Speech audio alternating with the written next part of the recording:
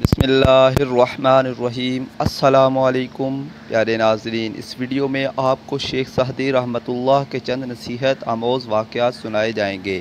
امید ہے یہ واقعات ہمارے لیے بہت فائدہ مند ہوں گے۔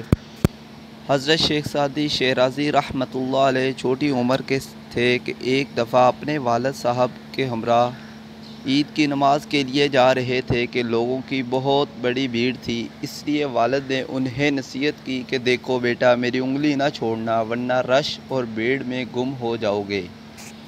لیکن راستے میں ننھے سعدی رحمۃ اللہ نے والد کی انگلی چھوڑ دی اور کھیل کود میں مشغول ہو گئے، جیسا کہ بچوں کی عادت ہوتی ہے۔ کھیل سے فارغ ہو کر جب والد کو قریب نہ دیکھا تو مارے خوف کے رونے لگے۔ اتنے میں والد بھی انہیں ڈھونڈتے ڈھونڈتے وہاں آ گئے۔ کان کھینچتے ہوئے جھڑک کر فرمایا کہ ناسمجھ بچے، میں نے تمہیں کہا نہیں تھا کہ میری انگلی مضبوطی سے پکڑے رکھنا، لیکن تم نے دھیان نہیں کیا اور میرا کہا نہ مانا اور پریشانی ہوئی۔ بڑی عمر میں حضرت سعدی رحمۃ اللہ علیہ لوگوں کو یہ آپ بیتی واقعہ سنا کر فرمایا کرتے تھے کہ اگر تم دنیا کی بھیڑ میں گم ہونا نہیں چاہتے تو کسی نیک بندے کا دامن تھام لو، ورنہ پریشانی میں ٹھوکریں کھاتے پھرو گے۔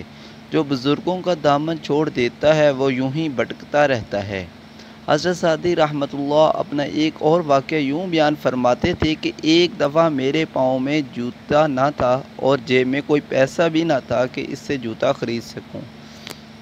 ننگے پاؤں جا رہا تھا اور دل ہی دل میں کہہ رہا تھا کہ خدا نے میرے نصیب کتنے خراب بنائے ہیں۔ اسی حالت میں چلتے چلتے کوفہ کی جامع مسجد میں جا پہنچا۔ وہاں ایک آدمی کو دیکھا جس کے پاؤں ہی نہ تھے۔ میں فوراً خدا کے حضور سجدے میں گر گیا اور خدا کا شکر ادا کیا کہ جوتا نہ سہی خدا تعالیٰ نے مجھے پاؤں تو دے رکھے ہیں۔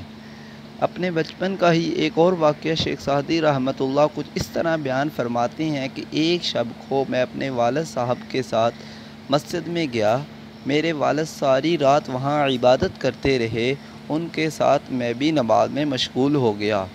ہمارے نزدیک چند آدمی گہری نیند سو رہے تھے۔ میں نے والد صاحب سے کہا کہ یہ لوگ ایسے سو رہے ہیں جیسے مر گئے ہوں۔ کسی نے نماز پڑھی اور نہ دعا کی۔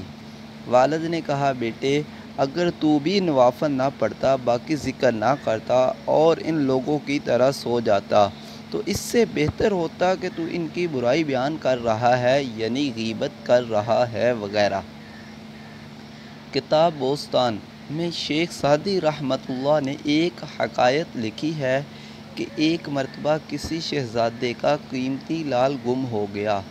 شب کے وقت کسی جگہ گر گیا۔ اس نے حکم دیا کہ اس مقام کی تمام کنکریاں اٹھا کر جمع کریں۔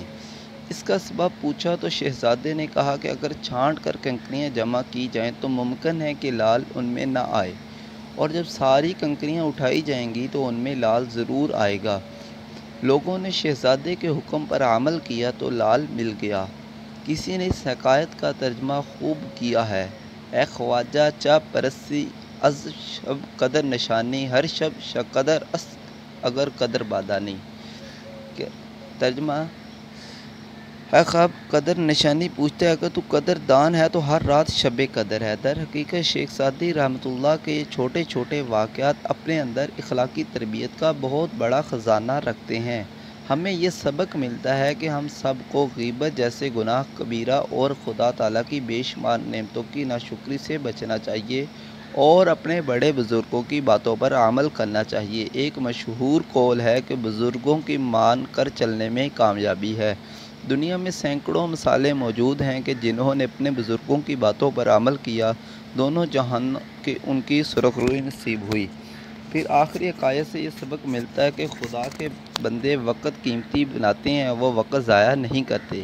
پیارے ناظرین، اگر ویڈیو اچھی لگی تو چینل کو لازمی سبسکرائب کر لیں تاکہ مزید ایسی اچھی اور معلوماتی ویڈیو آپ تک پہنچتی رہیں۔ شکریہ، جزاکم اللہ احسن الجزا۔